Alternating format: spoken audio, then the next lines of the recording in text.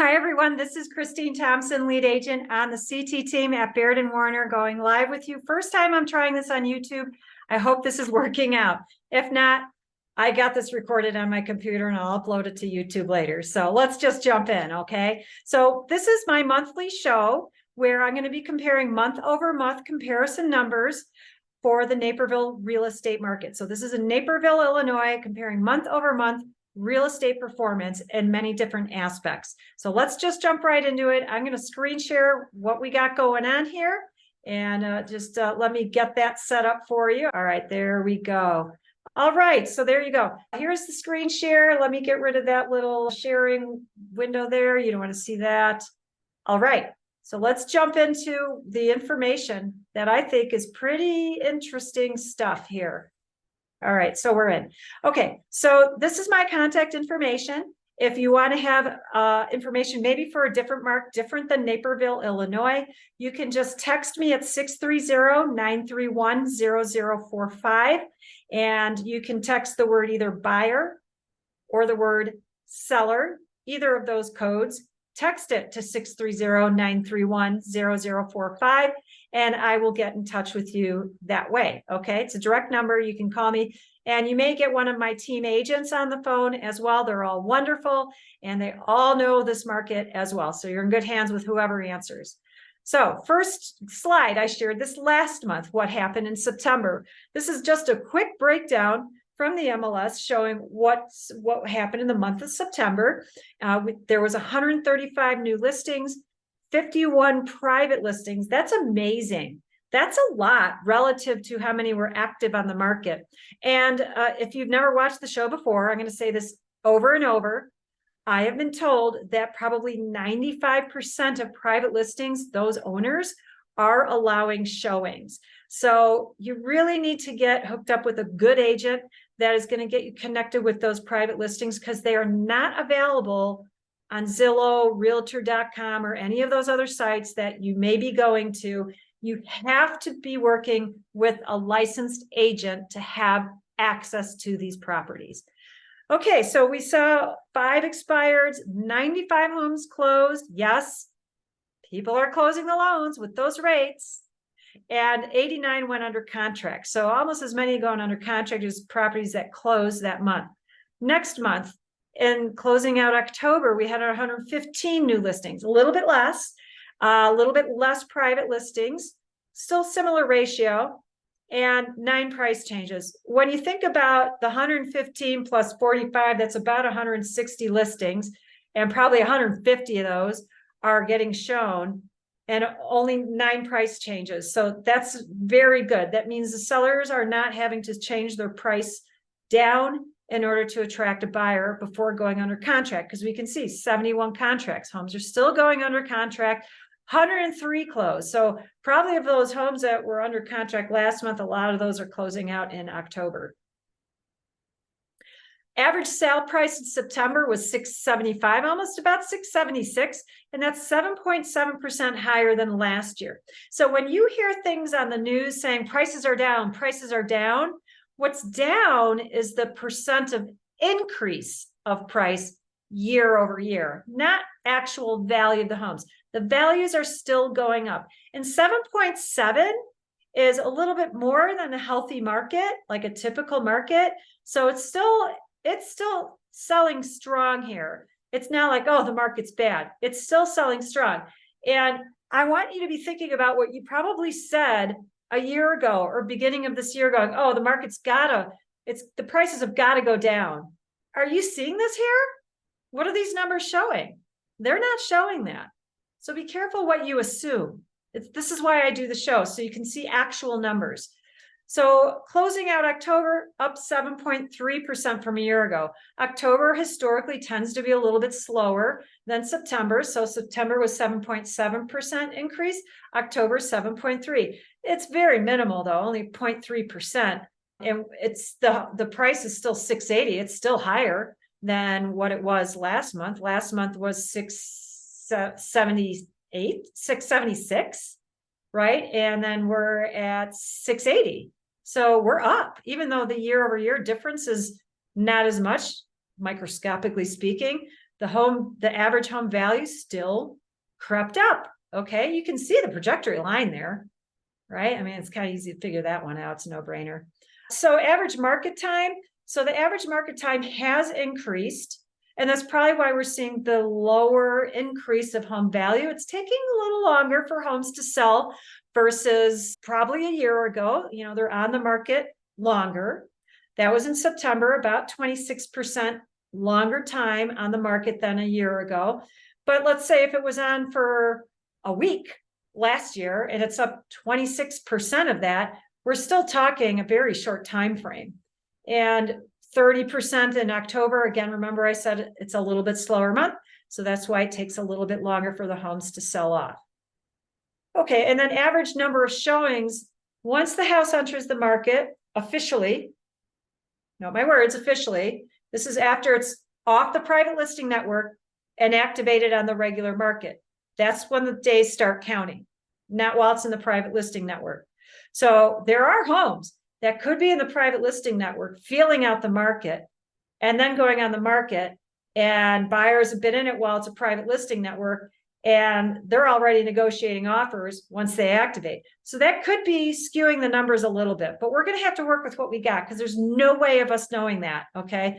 At least we're not getting access to, you know, data for that, even though we can go on historically house by house to see when did they activate as a private listing network. But that's really digging deep. I can't get those numbers for these slides. But if you really want to dig deep like that, give me a call or ask your agent, especially when you're asking them to look at comps and wanting to find out how long was a house on the market.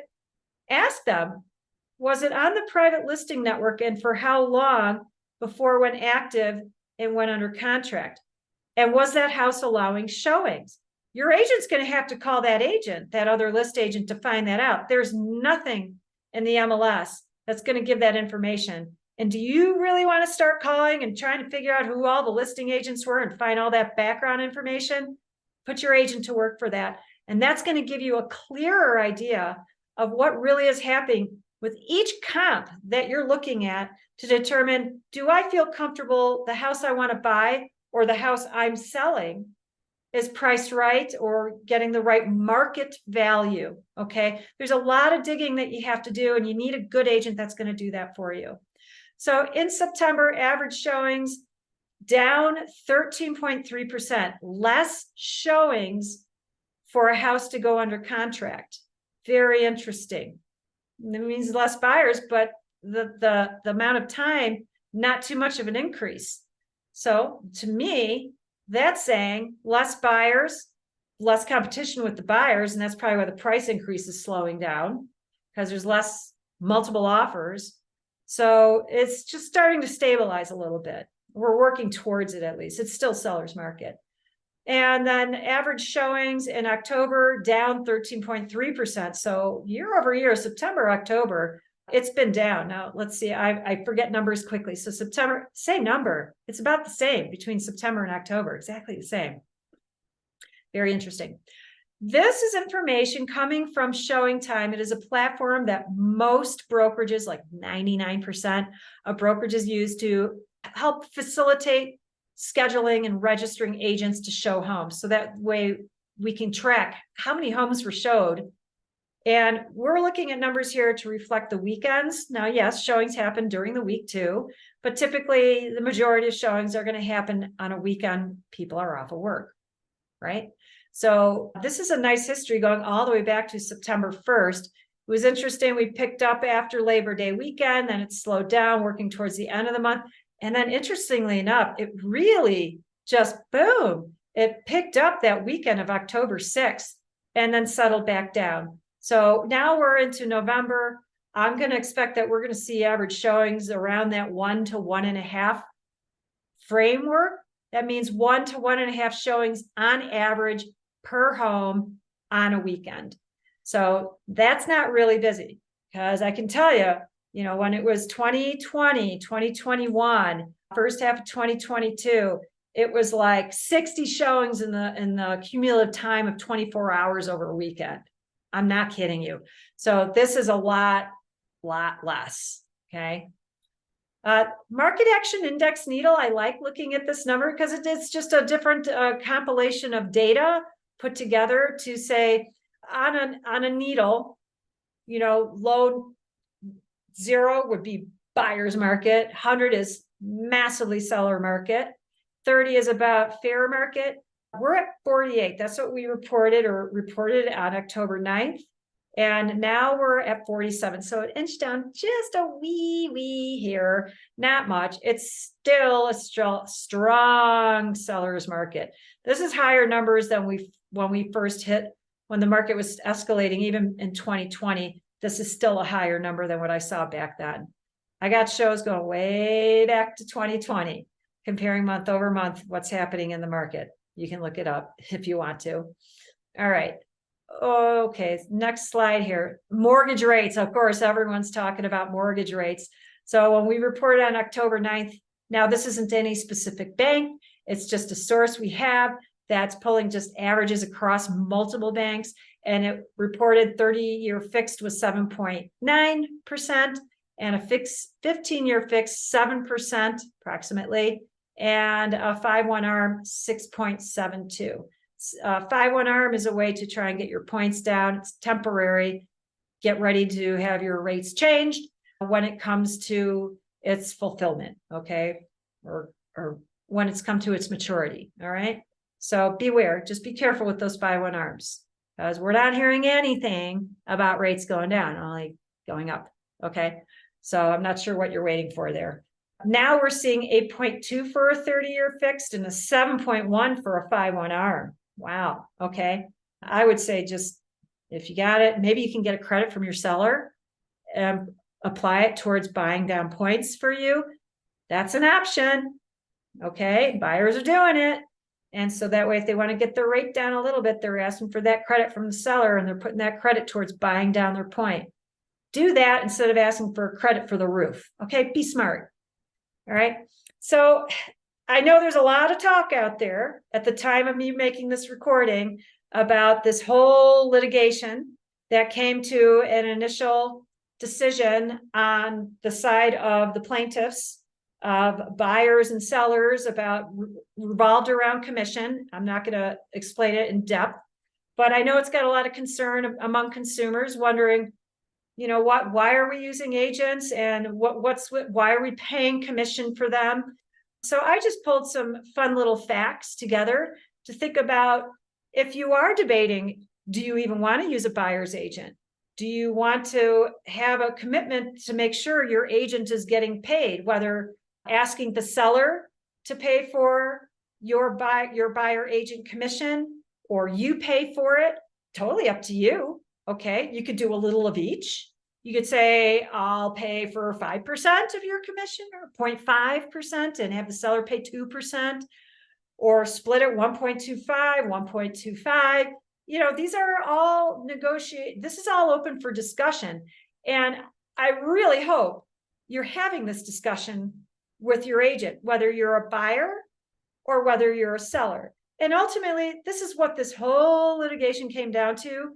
Probably a lot of misunderstanding on the consumer's part.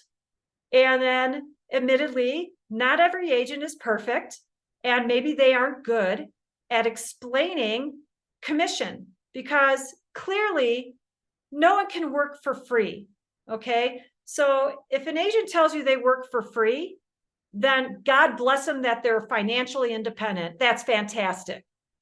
But I haven't met any that are. Okay. So yes, they are getting paid. And it's really important that you work with an agent that is not uncomfortable talking about this. Nobody should be uncomfortable talking about how they earn a living. Okay. And believe me, buyer agents, they are earning their living. And so I thought, let's put together a little information about what agents are doing in case you're like, I'm not really sure. Why are they getting paid? Why are we hiring a buyer agent? Well, they know a lot about the local county and state property taxes. They can explain that to you. They can decipher public property information. They can advise you on price trends. I mean, like the information I'm giving to you today. Okay. They can coordinate with your lender to make sure everything is falling into place and you don't fall out of a deadline term in your contract, which puts your earnest money at risk. They understand all that. I don't know how many buyers are going to understand that working on their own.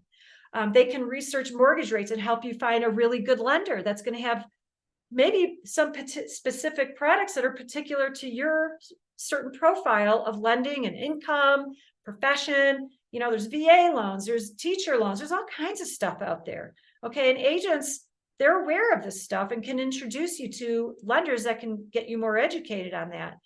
Buyer agents, they can help support with appraisals. They go to inspections for buyers. They help buyers understand what their rights are following an inspection, what to be asking the seller for. That's all built into the contract, and helping the buyers understand the contract that they signed, so that way they don't start doing things that are going to kill the deal for a house they love, right? They manage attorney reviews. Buyer agents and the listing agents get involved when there's attorneys doing letters back and forth and discussing terms of the contract. Believe me, agents, they smooth things out all the time when we get attorneys involved and they write these harsh letters and it starts, getting people upset. Agents are very good at helping people calm down, helping them see perspective on the situations that attorneys, they don't have time. They're not there to negotiate and make sure everyone's happy with their outcome. They're just, here's the law, right? So, and I'm not going to say that's for all attorneys. My attorneys that I recommend, they're great. They're really good. And then handling closing documents, helping with, title and all of the recordings, depending on what state you're in. In the states where attorneys aren't involved, your agents are very involved with helping make sure that working with the title company, all the paperwork is being processed correctly. So that way you have proper ownership of your home. I mean, that's kind of important. So little study that was done, 90% of home buyers say they would engage their real estate agent again or recommend them to others because their agent really helped save them time with the process of buying a house and reducing a lot of stress, because this is a really big purchase and it can be extremely stressful. Another wonderful little survey showed that what was a home buyer's satisfaction with their agent regarding knowledge of real estate, of the real estate market. 92% felt like their agent was on top of it. For knowledge of the purchase process, 93% felt that their agents were providing very good information on it. And then their opinion on the honesty and integrity of their agent. 97% of consumers felt that their agent were working honestly and had good integrity during the process of it. Okay. We've got great agents out there. They work really hard and they so care for their clients, wanting to get them into the home that the client loves, not what the agent likes, but what's right for the client. That's what we care about. Okay. And then 83% of consumers thought that their agent had very good negotiation skills, protected them, and helped them get a good overall deal, all the terms. And it's not just about the price alone. There's a lot of other parts of the deal. And those negotiations continue after they go into contract. It can continue all the way to closing. Things come up. Okay. Things can come up even after the attorney inspection review period is closed. Things can come up where it needs to be handled, and the agent can help work both parties so that way they can come to a mutual agreement and get everyone to the closing table happily. Okay. Expert resource. 91% of home buyers consider the real estate agent to be a useful source of information. And I love this one. 85% of first-time home buyers say their real estate agent helped them understand the home buying process. It's not so cut and dry and simple. There's a lot of elements involved. And I work with first-time home buyers. It can be very, very scary for home buyers. And so that's our job, to really handhold them through the whole process so that way they understand what's happening. So these are all things that you're going to get from an agent when you hire them. And this is where their value comes in, and this is why they should be paid. So they educate their clients about the transaction process. They the broadest database of available homes. Remember I said, you got to talk to an agent if you want private listings. These agents have to, individually call every single one of those listings and ask that listing agent, can I get my buyer in there before it goes on the market? This is work. It's their time. Okay. It's not something that just happens. They research information about the properties. They know where to dig for information, and they have the resources that the consumer doesn't have in order to find information out about a house. And title, all of that. They can they can go to their title company and ask them to run title on a property. Believe me, title is going to dig up stuff about a house that you're not going to dig up online, because these are court filings, with the county that you may not see online. Okay. They can arrange all of the tours for touring to make sure you're getting through logistically, saving and being efficient with your time. And you're going to get in. It's kind of a hassle if you're calling a listing agent for every house, and I'll see you Monday at this time and Tuesday at that time and Thursday at that time. And then you see the house on Thursday and you realize, I really like the house that I saw on Monday with that other agent. Oh, I'm sorry, it's sold now. Not available. Now you lost out on a house you like. It's better to work with an agent where they can get you to everything at the same time while they're all available for sale. Okay. They will navigate you and walk you through that whole inspection process and negotiate the best possible price. This is just a very short list of everything that an agent does for you. So if you ever hear discussions out there in the media about how buyer agents shouldn't be paid, it just doesn't make sense to me, because they're doing an awful lot of work. It is not just about turning a key and opening a door. All right. That's not the job of a buyer agent. That's just one tiny little small part of all that they do. So if you're a seller out there and you're thinking, why should I pay a buyer's agent? Believe me, they're doing a lot to keep your buyer on the table and getting them to closing for you so you can sell your house. They earn every penny that they're paid. All right. And they should not be underpaid. I'm going to stop at that.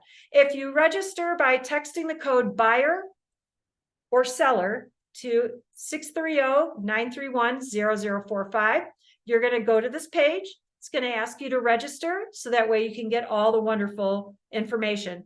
Don't worry, you can unsubscribe. Okay. Not a problem. I won't be offended.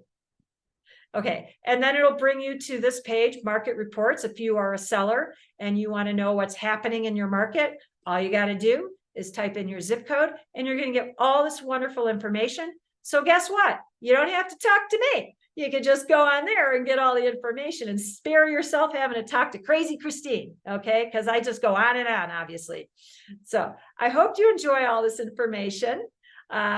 I am the lead agent on the CT team at Baird & Warner in Naperville, Illinois. You can call or text me at 630-931-0045. You can email me at christine.thompson@bairdwarner.com, or you can go to my website, ctteam.bairdwarner.com. Lots of information there.